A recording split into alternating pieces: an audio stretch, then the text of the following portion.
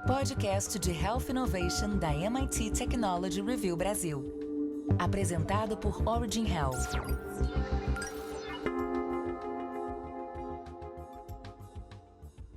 Olá, bem-vindas e bem-vindos ao podcast de Health Innovation da MIT Technology Review Brasil, apresentado pela Origin. Eu sou Laura Murta e estou com Camila Pepe e Jonas Sertório. A tecnologia é uma aposta para a coordenação do cuidado, especialmente após a digitalização acelerada do sistema. Mas engajar o público com mais de 60 anos ainda é um desafio, e até mesmo a adesão da população ao virtual é um tema em aberto. Mas antes de começar, eu queria lembrar que esse podcast é um oferecimento da Sociedade Beneficente Israelita Brasileira, Albert Einstein. Faça parte da comunidade MIT Technology Review Brasil e assine nosso conteúdo em mittechreview.com.br/assine. MIT Tech Review/assine. Antes mesmo da virada do século, idosos que se entretinham jogando baralho em grupo passaram a ter acesso às cartas virtuais do Windows. E a tecnologia trouxe novas possibilidades de distração, o que nem sempre era sinônimo de praticidade. No decorrer da segunda década dos anos 2000, a popularização dos smartphones proporcionou uma experiência de comunicação à distância aos usuários com mais de 60 anos. Aplicativos permitiam ler, ouvir e ver outras pessoas instantaneamente e de maneira intuitiva. Agora, a tecnologia vai além e pode ser considerada como uma nova cuidadora dos idosos dentro de uma lógica baseada na internet das coisas. Essa é uma das grandes apostas para a coordenação do cuidado em saúde. E, com alta adesão à telemedicina nos últimos 2 anos, houve a confirmação de que a possibilidade pode ser explorada para alcançar um grupo em que há alta prevalência de doenças crônicas consideradas gargalos do sistema de saúde. Porém, um dos principais desafios do momento é o de criar interfaces capazes de engajar e conquistar a confiança desse público. Então, Camila, a partir dos dados da saúde suplementar, como é que as operadoras estão avaliando o uso da tecnologia pelos idosos? Laura, durante a fase mais crítica da pandemia de Covid-19, mais do que nunca a tecnologia demonstrou seu potencial de conexão.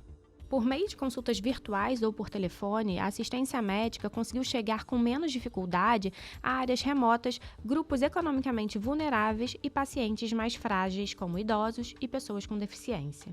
Na saúde suplementar, os números de utilização da ferramenta no período foram animadores para gestores e operadoras de planos de saúde e de hospitais.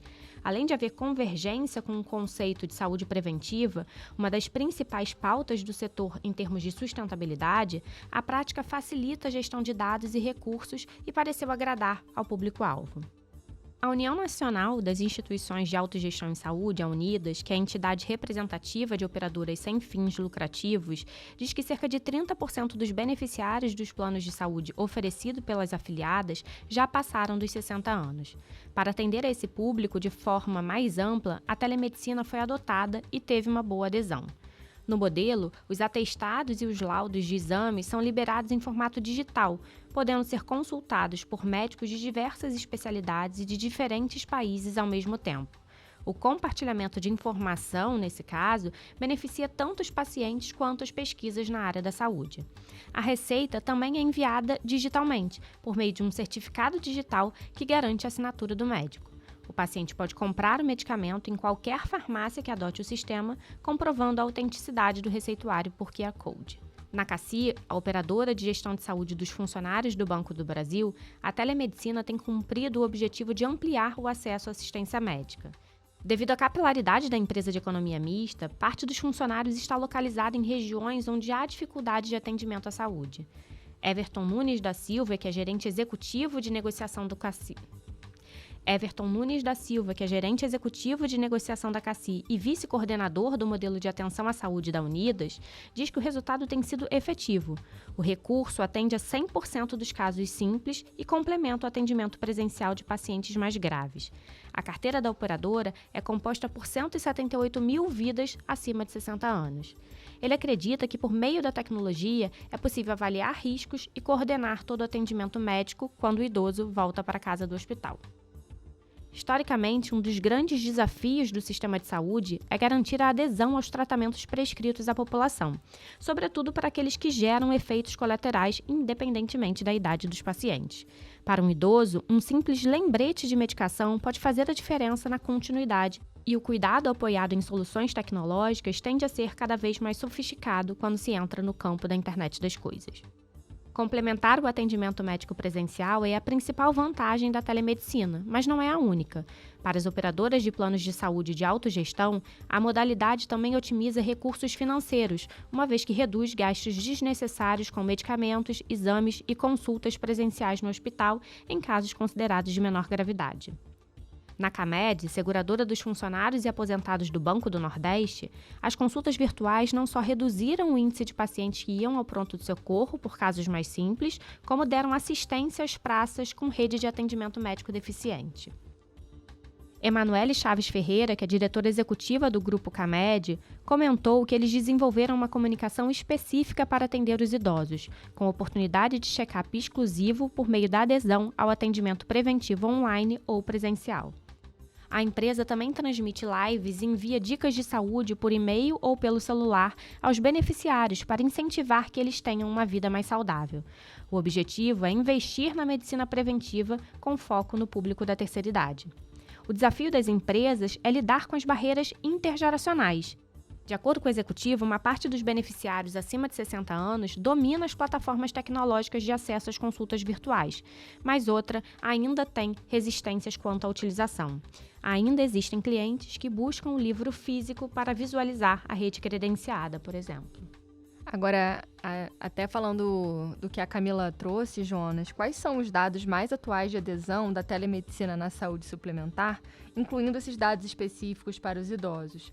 E os estudos eles já apontam uma queda ou um aumento nesse período pós-pandemia? E quais os motivos para os beneficiários usarem ou não essa plataforma de atendimento? Bom, Laura, em contraste ao boom dos atendimentos por telemedicina na pandemia, uma enquete respondida virtualmente por 286 beneficiários da Unidas de todo o país, entre 15 e 25 de dezembro deste ano, corrobora a percepção de Manuela. Apenas 29% dos entrevistados afirmam ter utilizado e ainda utilizar os serviços de telemedicina. Desses, 11,5% estão em uma faixa etária acima dos 54 anos. Entre as justificativas dos beneficiários de idades variadas para o uso da plataforma estão agilidade para diagnóstico, a otimização de tempo e a acessibilidade, ou seja, poder se consultar com o médico sem sair de casa. 9 beneficiários relataram ter reduzido as idas ao pronto-socorro. Dos 203 usuários que não utilizam a consulta virtual, a maioria afirmou não ter precisado recorrer à tecnologia. No entanto, 7,3% disseram não ter confiança no atendimento e no diagnóstico online e 6,8% alegaram não ter acesso ao serviço.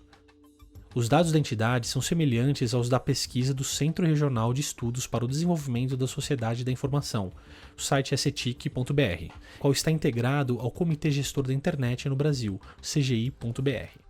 O levantamento, realizado por telefone com 5.552 brasileiros entre 4 e 30 de julho de 2021, após o pico da pandemia da Covid-19, apontou que 26% dos internautas com 16 anos ou mais se consultaram com um profissional de saúde pela internet. Entre os usuários com 60 anos ou mais, esse percentual subiu para 30%. A importância da tecnologia para a saúde, contudo, não foi descartada pelo cetic.br. O avanço da telemedicina em 2021 foi fundamental para aliviar a pressão sobre os estabelecimentos de saúde na fase mais aguda da pandemia, mostrando-se uma importante estratégia de cuidado tanto no Sistema Único de Saúde quanto na rede privada. Na avaliação do presidente da Unidas, Anderson Mendes, a telemedicina continua tendo forte adesão, mas ainda não foi capaz de reduzir de forma significativa o índice de pacientes que vão ao pronto-socorro para fazer o primeiro diagnóstico, ou seja, manteve-se o comportamento anterior à pandemia, considerado prejudicial ao sistema. Ele também pondera que o número de telemedicina ainda é alto, mas já foi bem maior.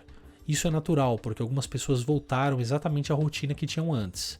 Por um lado, demonstra que vencemos a pandemia, mas por outro, há uma preocupação imensa porque nós continuamos com os mesmos hábitos. E o nosso convidado de hoje é o Everton Silva, enfermeiro sanitarista, gerente executivo de negociação da CACI e membro da Comissão dos Modelos de Atenção à Saúde da Unidas. Bem-vindo, Everton. Boa tarde, pessoal. Para a gente começar, você comentou no artigo sobre o resultado efetivo do uso da telemedicina na ampliação do acesso à assistência médica.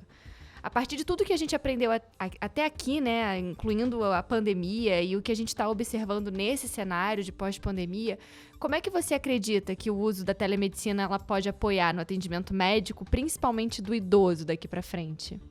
Bom, o que nós vemos experimentando, tanto a nível de operadora, quanto também acompanhando a nível de sistema de saúde, o que a gente percebe é que essa proximidade que o atendimento remoto trouxe e a tempestividade do tempo de atendimento, sem que o idoso tenha que se deslocar, sem que o cuidador tenha que se deslocar do domicílio, vem fazendo com que a coordenação de cuidado ela consiga ter uma agenda mais permanente e uma agenda mais frequente de cuidado. O que era um grande dificultador, principalmente quando pensa a saúde do idoso, onde normalmente ele precisa de um cuidado apoiado, com outra pessoa conduzindo, levando ele até o serviço. Então, a gente entende que essa possibilidade de acesso mais direto, mesmo sem tendo que deslocar, e apoiada também por devices que vem complementando o trabalho do médico, que vem complementando o trabalho do enfermeiro, vem demonstrando um potencial de ganho muito grande no cuidado com o idoso e no cuidado à distância. Então, acho que esses dois fatores são fatores que vêm consolidando agora pós-pandemia e nós percebemos que serão fatores que vão se validar agora, tanto no acompanhamento do crônico quanto do idoso no próximo ciclo aí pós-pandemia. E Everton, você trouxe um pouco dessa questão da possibilidade do uso da tecnologia para tentar aproximar profissional de saúde e paciente sem que necessariamente eles estejam no mesmo ambiente. Que tipo de tecnologia você pode trazer como exemplo de ajuda nesse processo? A gente sabe que existem, né, os wearables, mas existem outras ferramentas que medem medidores de glicose, coisas desse tipo. Como que isso funcionaria? O que hoje a gente tem visto sendo utilizado que pode ajudar nesse processo? Bom, Camila, hoje a gente percebe que essa possibilidade de customização do cuidado com a tecnologia vem avançando tanto na análise e na avaliação clínica, e aí dá para trazer inclusive a marca como exemplo, que são os devices produzidos pela TytoCare, por exemplo, tem contribuído muito para que o exame clínico à distância ele tenha cada vez mais acurácia, cada vez mais precisão. Você fazer um exame físico de otorrino, um exame físico de laringo, até um tempo atrás era muito difícil, porque você tinha que orientar o paciente, tinha dificuldade com luz, dificuldade com câmera.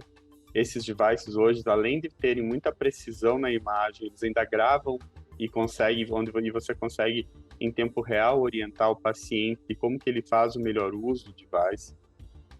Nós temos tido algumas experiências também, inclusive dentro do próprio Sistema Único de Saúde, em UPAs, onde nós não temos ortopedista disponível para toda a rede, e nós percebemos que os robôs de telepresença, eles têm sido de muita relevância no atendimento dos pacientes, porque você consegue ter uma central de ortopedia de baixa complexidade, orientando todo um conjunto de unidades de pronto atendimento e de urgência básica, com relação à questão da ortopedia, através desses robôs de telepresença também, com o médico conversando com o clínico geral ou conversando com o próprio paciente para fazer uma melhor anamnese, uma melhor avaliação clínica.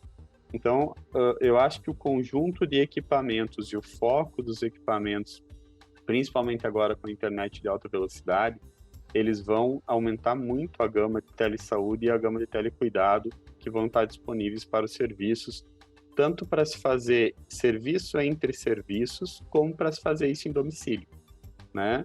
A gente já tem algumas experiências no Brasil de laboratórios de pequeno porte ou equipamentos de pequeno porte que também fazem análises clínicas numa faixa entre 10 a 25 exames, que pode estar na casa do paciente que tem home care, para que ele não tenha que sair de casa ou alguém se deslocar até lá para coletar uma gota de sangue para fazer o exame básico da glicose de jejum, por exemplo.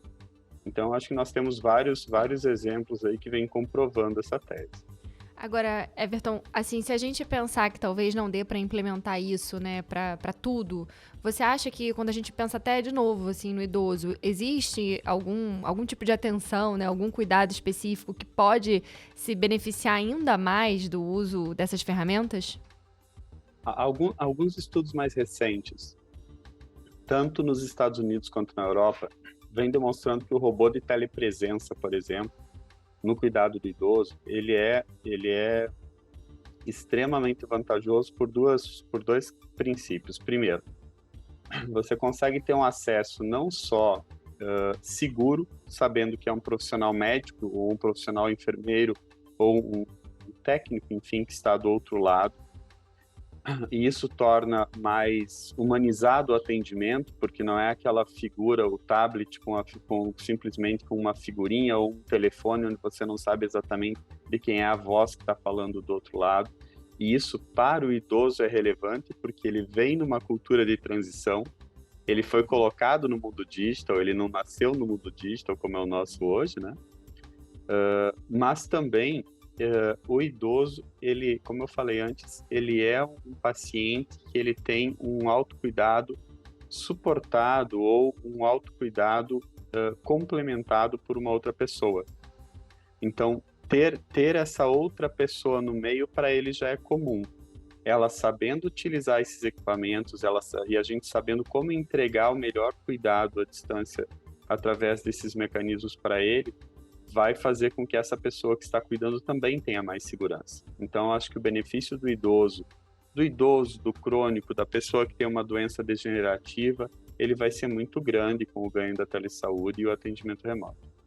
Eu ia trazer exatamente esse ponto aqui agora, que a gente está falando muito da tecnologia, mas o uso da tecnologia pelo idoso, e em alguns casos isso pode acabar sendo uma barreira, e você está trazendo que hoje a gente não está vendo essa barreira no processo, porque tem sempre, mesmo que esse idoso não use da tecnologia, tem sempre alguém ali perto dele, próximo dele, que pode fazer uso dessa tecnologia e trazer esse benefício para essa assistência, para que ele tenha um melhor cuidado. É isso, então, né? É isso, até porque existem alguns mitos, né? A gente pensa que o idoso não vai aderir ao digital, porque para ele é mais difícil. Hoje, na operadora que eu trabalho, aproximadamente 50% das pessoas que usam o aplicativo, que estão logadas permanentemente ao aplicativo da nossa operadora, são pessoas com mais de 59 anos. Então, de certa forma, a gente está trazendo uma conveniência para ele. A gente está empoderando ele de participar, porque muitas vezes o que a gente encaminhava para casa do idoso era uma cartinha, era algo que ele não conseguia ler, era outra pessoa que lia para ele. E nesse momento, com um determinado grau de limitação ou não, mesmo com um terceiro apoiando ele no cuidado, ele vai poder interagir com aquela tecnologia ou com aquele profissional de saúde que está prestando cuidado.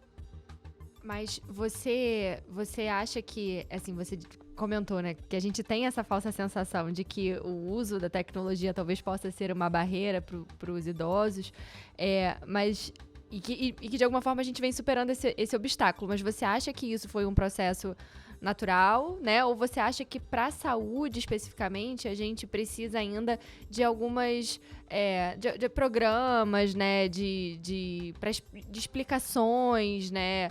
De iniciativas que ajudem esses pacientes a aderir ao digital? Ou não? Você acha que é um processo que acontece de forma natural, dado todo o contexto da nossa sociedade? Como eu falei, eu acho que é um processo de transição, é um processo de inclusão, principalmente para o idoso, é um processo de inclusão. Eu acho que o que a gente vem observando é que o sistema já vem nascendo orientado e direcionado para essas pessoas. Nós já percebemos que, assim como é mais ou menos como a gente fala muito do idoso, mas o público pediátrico é muito assim também, né? Normalmente, quando a gente leva uma criança para o pediatra, ele faz o exame físico e a gente liga para ele ou manda 20 WhatsApps até o dia seguinte para poder ter certeza de que aquilo está funcionando. Então, na verdade, eu acho que naturalmente não é a palavra que eu utilizaria. Não é que isso vai acontecer de forma natural, mas a própria ambiência do idoso sozinho, a própria ambiência do idoso com o cuidador, vai fazer com que ele se sinta mais seguro tendo essa tecnologia do lado e ele escutando, vendo, interagindo de certa forma que antes ele era um pouco alijado disso. O cuidado domiciliar era deixado uma prescriçãozinha na cabeceira da cama e o cuidador era quem lia e decidia tudo a partir do que ele lia. Agora não, se o idoso tiver uma dúvida, ele pede para o cuidador clicar num botão e ele pergunta para o médico dele se aquele medicamento que mudou é para ser tomado daquela forma mesmo, que ele esqueceu de tomar de manhã, se agora à noite, se agora ele pode tomar ao meio-dia e mudar o horário. Ele ganha mais autonomia e eu acho que isso vai provocando aderência dele também a esse tipo de canal de cuidado. É como se o próprio paciente estivesse já tendo uma percepção do benefício que a tecnologia está trazendo para ele em termos até de segurança, né? De segurança de cuidado, segurança de tratamento. Inclusive de forma substitutiva, né? Hoje nós já temos relatos de pacientes que dizem: Deus me livre, eu não vou mais ao pronto-socorro. Agora eu só ligo para o meu médico. Por quê? Porque antes a alternativa que ele tinha mesmo, às vezes sabendo que era um risco maior, era ir num ambiente onde tem um pouco mais de risco de contaminação, tem outros riscos, mas ele tinha aquele canal. Agora ele tem um substitutivo que pode ajudar. Eu fico pensando também na questão de prevenção, né? Às vezes o idoso apresenta um sintoma que pode acabar, né, levando a uma queda, por exemplo, e como essa ferramenta evita, né, que esse tipo de desfecho. A gente falou um pouco da questão da mobilidade, você trouxe agora essa questão de ter que ir até o pronto-socorro, que pode levar, por exemplo, a pegar uma possível infecção, né, um outro quadro, mas acho que tem também todo esse contexto da prevenção, que queda, por exemplo, é uma coisa super importante quando a gente fala, né, dos idosos. Principalmente a mitigação dos agravos maiores, ou seja, um tempo de resposta a um quadro de AVC, a um quadro de infarto agudo, a um quadro esses quadros que normalmente têm um tempo de resposta para garantir qualidade de vida ou até mesmo garantir a própria vida, que a gente fala que são aqueles tempos desde a demanda até o primeiro atendimento, que a gente fala entre 30 e 40 minutos, salva de fato a vida. Você poder ter esse acesso de imediato, você lembrar o cuidador de que, mas tu já viu a glicemia? Não vi. Ele está dormindo desde que horas? Está dormindo já faz mais de 1 hora. Vamos fazer uma picadinha agora então para ver? Então essas respostas mais imediatas, de fato, vão mitigar muito o risco que o idoso estava mais exposto até um tempo atrás. A gente comentou aqui, trouxe já alguns exemplos até desse uso da tecnologia, mas em casos não de prevenção, né? A gente falou aqui dele estar usando, enfim, sentiu algum sintoma, usar o aplicativo para se comunicar com o médico, ou até mesmo de relembrar, né, para trazer, lembrar ele de que ele tem que tomar determinada medicação e melhorar a sua adesão ao tratamento, mas existe já o uso dessa tecnologia? Vocês já conseguiram avaliar o impacto do uso da tecnologia nessa questão da prevenção mesmo, de se fazer um monitoramento mais de perto desse paciente, desse idoso e conseguir evitar que eventos não desejáveis aconteçam? Quando a gente fala principalmente de paciente crônico, vamos pensar o quadro do paciente diabético, o quadro do paciente que tem algum tipo de distúrbio endocrinológico e que tem que fazer esse monitoramento de forma mais permanente. Se a gente pensar a telesaúde nesse ensejo, nós talvez estaríamos falando em 8 a 12 visitas do paciente ao serviço físico para que ele pudesse fazer o bom manejo desse quadro, né? Hoje, o próprio NICE e o sistema britânico já vem avaliando que 50% a 55% do acompanhamento desse tipo de paciente ele pode ser remoto, com a mesma qualidade ou ganho a maior. O que nós estamos testando mais recentemente é algum nível de gamificação, obviamente que aí eu tenho que ponderar o perfil do paciente, mas fazer a gamificação para ele também se sentir parte da construção daquele resultado, colocar nas mãos dele alguns gráficos de evolução de qualidade de vida, seja no ganho de atividade física, seja no monitoramento da própria condição crônica de saúde, faz com que ele realmente se sinta mais parte desse cuidado, que muitas vezes foi delegado, né? A gente lembra do termo consulta, ele nasceu por isso, porque eu perguntava para o outro o que fazer comigo. Quando você começa a usar a tecnologia para ela empoderar o paciente, para ele também se sentir parte da adesão e muitas vezes fazer a coordenação do cuidado sem nenhum tipo de contato, ele está usando a tecnologia simplesmente para ir gamificando e brincando com o que ele vem fazendo, e com isso ele começa a ver resultado e começa a se empoderar desse autocuidado. Esses são exemplos que a gente já vem utilizando. Obviamente que isso é muito recente. Qualquer tipo de cuidado a nível de coordenação de cuidado, principalmente para o paciente crônico, os efeitos clínicos, os efeitos de qualidade de vida são de médio e longo prazo. A gente está falando aí de 12, 18 meses de acompanhamento. Então a gente deve estar conseguindo contabilizar esses números de forma mais efetiva em final de metade ou final de 23. Mas já temos percebido alguns ganhos de adesão a tratamento que antes eram mais difíceis. Everton, queria te agradecer pela participação aqui com a gente no podcast, trazer todo o seu olhar e experiência para essa discussão da EdTech, né? Como a gente pode usar a tecnologia, né? Essa aposta na tecnologia para a coordenação do cuidado, especialmente nos idosos. E foi muito legal ouvir a sua experiência, né? E também, principalmente, quebrar alguns mitos quando a gente pensa nessa questão do próprio uso da tecnologia nos idosos. Foi um prazer. Prazer foi meu, eu que agradeço o convite, estou sempre à disposição para tratar do tema. E para encerrar, eu queria convidar você que nos ouve para seguir a gente no Instagram, @MIT Tech Review BR, e também conhecer os nossos planos de assinatura em mittechreview.com.br/cine. Semana que vem tem mais um episódio, eu espero você. Até lá! Você ouviu o podcast de Health Innovation da MIT Technology Review Brasil, apresentado por Origin Health. A maior publicação de biotecnologia e saúde no mundo, agora no Brasil.